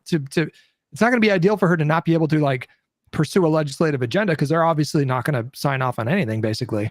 But this is an open wound for the Republican Party, and it's not going away. And I don't think it's going to be any less salient in 2 years. 2 women, we just talked about it on the space, but 2 women in Georgia just fucking died because of this policy, and that is not going to be the last time that happens. And I think that fires up voters. I've got 3 questions that require engagement from all of you. Let's start with that one, though, piggybacking what Hutch had to say.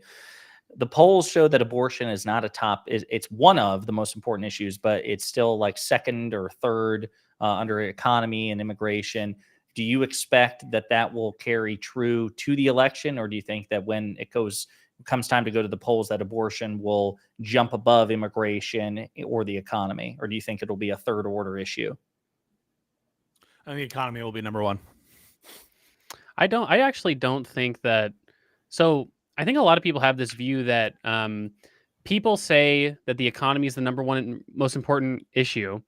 And so we can take who wins on the economy issue as a directional signal for who ends up winning. But I actually don't know if there's a lot of evidence to back up this claim. Like if you look at like who wins on the economy issue and who ends up becoming president, doesn't seem to be that strong of a correlation. In 2012, Romney won on the economy issue. He ends up losing that election.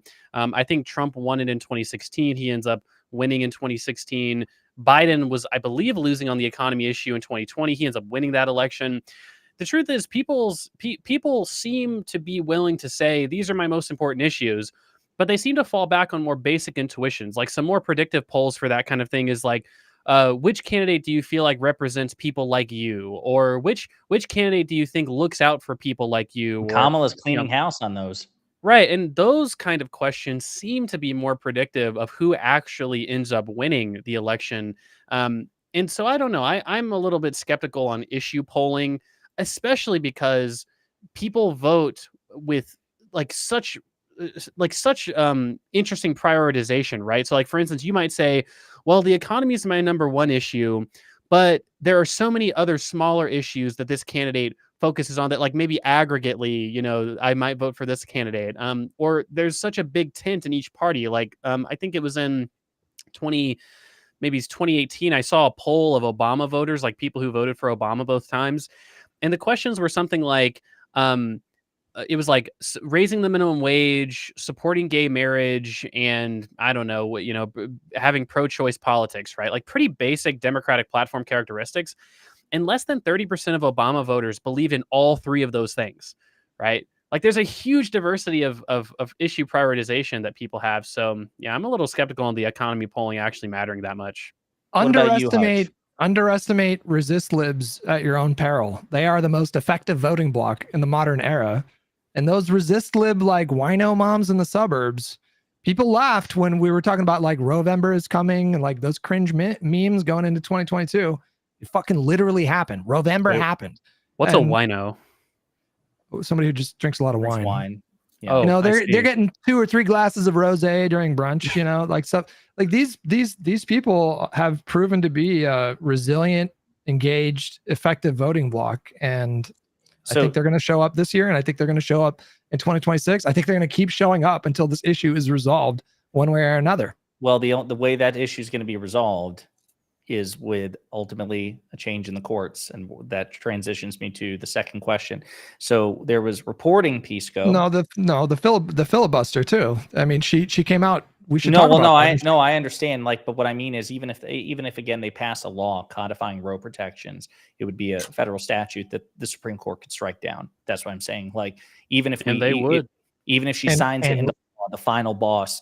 I was right about this from the beginning. I will always be right. There's no way that we make any meaningful change in this country that has any sort of enduring factor without changing the composition of the court.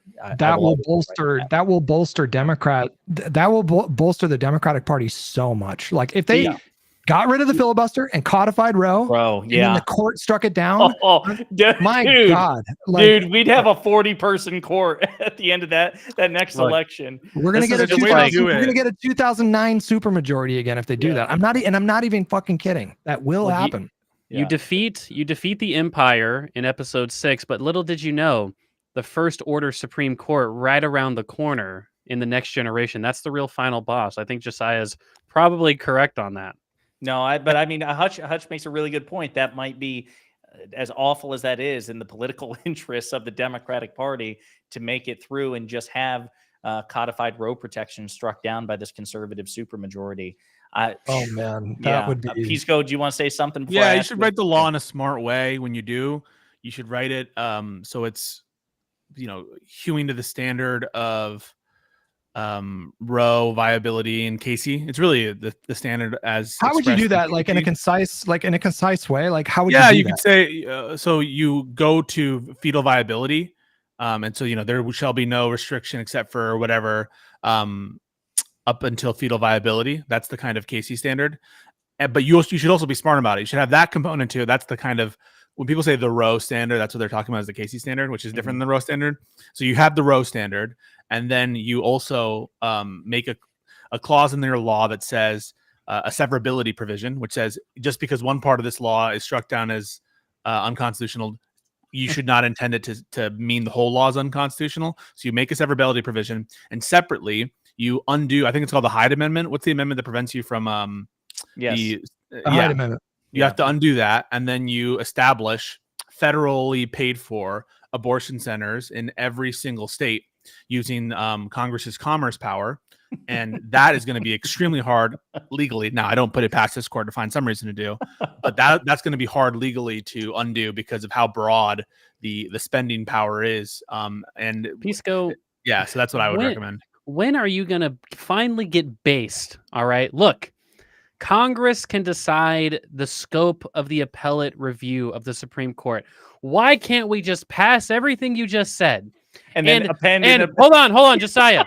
Why can't we pass everything you just said, Pisco, and then just put a little rider in the bill at the bottom that says, and this is not able to be reviewed by the Supreme Court. By the way, for people that thinks that that's crazy, that they could just do that, that is a literal explicit power in the there is no getting around. The court could not gymnastics their way into finding that and they should taunt them when they do it. They should say, given that Congress is the most powerful and important branch and better than you fucks, you're not able to review this, and if you try, you're going to be arrested. And they should say, and by the way, the Supreme Court is stinky, and they can't review that statement. And then they would be able to do Pisco. So my logic is airtight. It's a forever loop, right? Yeah. Because they're going to have to rule on the extent of Congress's jurisdiction stripping power, because there's going to be a thing in court, and the question isn't necessarily going to be on the substantive merits. It's going to be, can Congress jurisdiction strip like this? And then the other potential issue is you might have inconsistent rulings in state court systems. So you've deprived federal courts of their appellate jurisdiction to hear the constitutionality of this statute. That doesn't necessarily mean that the state courts can be deprived of their appellate jurisdiction to hear the constitutionality of it. And now they're all in the state court system, and you don't have a Supreme Court to oversee them all on this particular thing. And if you try to deprive state courts of jurisdiction to oversee the constitutionality, that's going to be an easier case for the Supreme Court to bite. Assuming that you're just going to listen at all the Supreme Court, but it's out. That's why I'm concerned about that strategy, Econo. I'd rather just do our strategy, and if there's problems, expand the court. That's what I would do. Might as well try it. Is all I'm saying. Okay, I think it'd be based as fuck. Also, you just know it would get under Samuel Alito's skin personally. It's like, how dare they? They think they can do this. But how would you feel yes, if they pass a law and they, like, I don't know, say a Trump Muslim ban, or they pass a Trump abortion ban, and they say, and this shall not be reviewed by any court, like, well, look, I understand. This is a philosophy that's shared between you and Joe Manchin and Susan Collins, people who say, well, we shouldn't get rid of the filibuster because what if the government does bad things in the future? And it's, I guess, ultimately it comes down to a philosophy on like how flexible do you think the government should be able to pass laws in response to democratic elections, right? And in my view, look, I've always said this, and I've said this for a long time. I think to the extent that we broaden out our democracy, do things like get rid of the electoral college, make Puerto Rico and DC states, things like this. The more democracy that we enable the American people to participate in, the more that it will be the case, and it will be clearly the case, that the Republican platform is unelectable.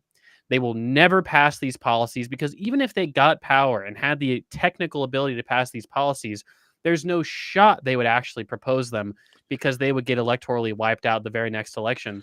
And we would just we'll see. I don't want to contribute to the decline of this country, and I'm not willing to abandon the independent judiciary. I'm willing to reform it. I'm willing to make some changes. I'm not willing to throw it out wholesale. You guys are very quick to throw out the entire concept of judicial review, and to me, it's sickening. That's one of the pillars of this country. I didn't throw it out. And no, you did. You did. I understand that Congress has the power to make exceptions to the appellate review, but I don't know that establishing as a change to the general procedure of Congress this kind of general exception making policy with respect to policies we think are very important. I don't think that's a good precedent to send. I can still have ideas about precedents, even if I think that MAGA is not like a very amenable party in terms of principles and that kind of thing. And I think that we should be focusing on our efforts to reform the courts, not just ignore them entirely. And so that's my position. I understand, and we can litigate this, and definitely this is the inevitable cyclical showdown between Econoboy and I versus Pisco. I will say, just get to the second question on the court real quick.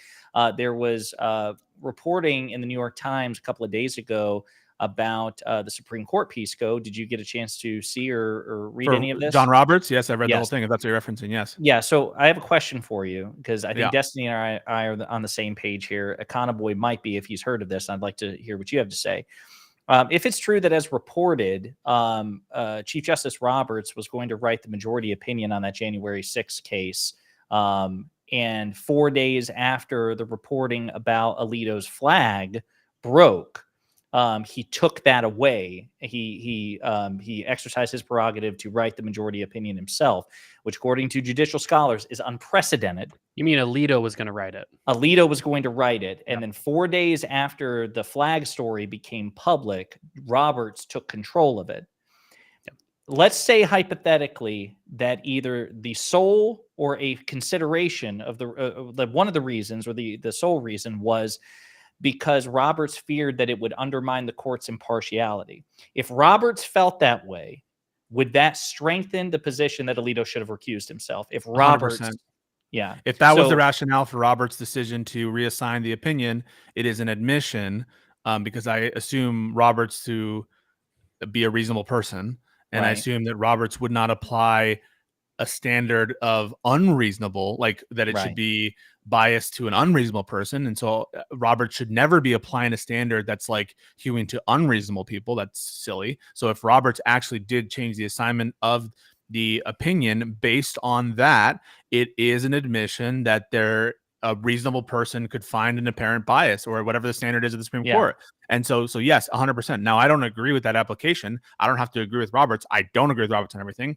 But Yeah. if it is the case that Chief Justice Roberts said it would undermine the view of the court, I don't know. Maybe that lends credence to your position. Absolutely, if that's actually true. That's fine. And I guess my last question on that is, because obviously we don't know, because Roberts didn't have to provide a reason for the reassignment. Just given the timeline and its unprecedented nature, is it unreasonable for me to assume that No, it's that not was a unreasonable. factor? Okay, fair enough. Then last question, folks, and this is actually inspired by Hutch, because he was talking about the outcomes of this election. I'm going to give you a choice. I want you all to, and this we'll end on this. You have a choice between the presidency, we win the presidency in the House, or we win the presidency in the Senate, or we win unified control of Congress but lose the presidency. You have 3 options. What do you choose? I'm going to start with Econoboy.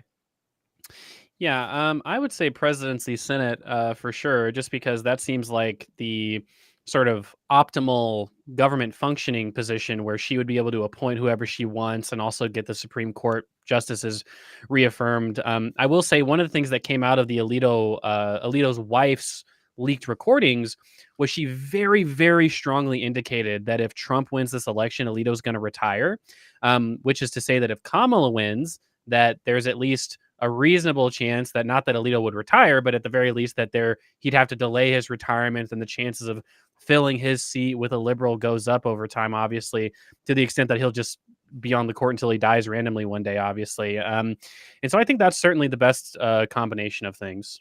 All right, Hutch, what about you, buddy? I think the only answer is president and Senate. I do want to say before we take off, we don't need to get into it, but there's some pretty bombshell news that just dropped that Eric Adams is being indicted federally. You're kidding. Boy, They wait. indicted me. Just Democratic, 2 minutes ago. Democratic mayor of New York is being indicted by President Biden's Justice Department. Are you It's a serious? sealed indictment. We don't know what the charges are, but he had been they had been investigating him for corruption stuff. Just another black man put in prison by the Kamala Harris administration. Not surprised. Well, I'm so confused, because that must mean Eric Adams is a Republican or Joe Biden is a Republican.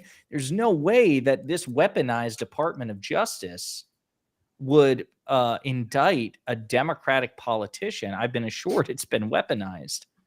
Yeah, I'm gonna do a shit. tongue-in-cheek tweet about that, actually. Please do. U.S. Senator from New Jersey, pivotal member of the House in a swing district, now mayor of the largest city in the country. Can't believe so many Democrats are getting indicted by this Democratic administration. Eric Adams has been that's huge indicted on news. federal criminal charges, according to people with knowledge of the matter, and will be the first mayor in New York City history to be charged while in office. I mean, listen, there was already rumors about this investigation and what it was going. They had a warrant to seize his stuff. A bunch of people were like flipping, that kind of thing. But this is in like humongous news. This seemed to be a long time coming, because I don't know, at least if you, how do I put this? If you looked into Eric Adams's history, even when he was running for mayor, there seemed to be a lot of smoke there. And I don't know. I mean, he was called out on stage by his opponents. Obviously, these are his political opponents, but I don't know. It seemed like for at least a while, it seemed like he was certainly engaged in corrupt practice, and this was perhaps a long time coming. Obviously, the smoke did turn out to be a fire on the other end of that smoke this time around. So AOC called for him to resign today, so maybe she Damn. has a heads up. Well, Pisco, I guess you're the last man standing on that question. Presidency and House, presidency and Senate, or unified control of Congress? Yeah, there's only one answer: the presidency and the Senate. If you don't get the Senate, it's not just justices, guys. It's every single political appointee in terms of cabinet positions. Yeah. It's everything. There's going to be a fight about AG, about everything. So now she can do acting AG and acting cabinet members, right? Yes, but it's but it's not the same, and it stinks. Why does that suck though? I don't know.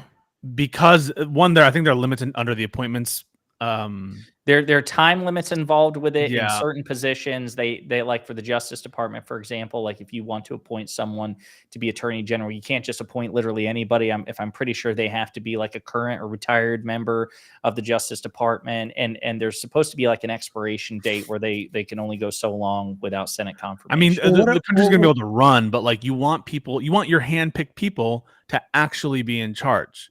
And can you just re-up the same people when the time Maybe. expires? But you have some idea, like, right? Like, let's say you wanted to someone to run your company, right? You want whoever you pick. You don't want to have to pick someone from the pile who's not right. You understand what I'm saying? So like, there could be reasons why for policy matters it's important to have your selected people, even if you have a message, even if you have a policy, and even if you're communicating that. There could just be also core competencies that are lacking in the acting, and so there are a lot of reasons why we want to have our people in those positions. Now I'm imagining her nominating like super moderate or even right-wing people to her cabinet because she has no choice, and then people like Hassan shitting on her. It's a nightmare. And then the left just shitting on her. See, she's a fucking Republican, even though she could all of that. Hutch, it's gonna I mean, don't get me wrong. Like I'd rather her do acting appointments than whoever Mitch McConnell approves of. Fuck you. Likely. Yeah, no, 100%. I'd be like, okay, if that's what it is, all right, cool. And I'm going to pick the most commie, Justice Department official I could possibly can. But make Lena Khan the AG or some shit. Yo, dude, 100%. They'd be flipping out. No, I'm surprised. I expected that there might be some disagreement because, of course, the House can actually, for example, they could initiate investigations with full subpoena power. They wouldn't, there's not a filibuster in the House. I thought some people, I think there's certain financial or fiscal related bills that have to begin in the House as well. None of it's as important as the court or the cabinet stuff. The judges, the judges, I feel like take precedence. So. True. I will say if Trump wins, I think that I would say the lead of all the matrix of outcomes, like Kamala wins plus the Senate plus the House, Kamala wins, not the Senate, of all those different combinations, I would say Trump unified government would probably be the least likely combination to me. I don't know. Like, obviously he won a unified government in 2016. It was a significantly different environment. I just feel like if Trump wins, the House just seems to be in such a good spot based on the generic ballot. I mean, there's some pretty crazy numbers coming out of generic ballot polls in the House. And so I would say that the chance of him getting a unified government, even if he wins, if we, the American people, let this man have a unified control of the government, we're going to be cleaning up his mess for the rest of our lives. Yeah. Guys, let's go. Yeah, no, 100%. So listen, I know we're over time. The last thing I'm going to say is I enjoyed the Twitter spaces that we did yesterday. Pisco, I think you'd have a really good time there too. Yeah, I think we're going to do those more regularly. I don't want to speak for Hutch and Kana Boy, but I'm down to do them more regularly, especially if we can get the word out and get conservatives in. Because I thought it was a really productive conversation that we had. We're going to be in Milwaukee in a couple weeks. We are. I would be there, but I have a wedding of my very, very, very best friend. So I'm not getting married, fucker. Don't stop using it as an excuse.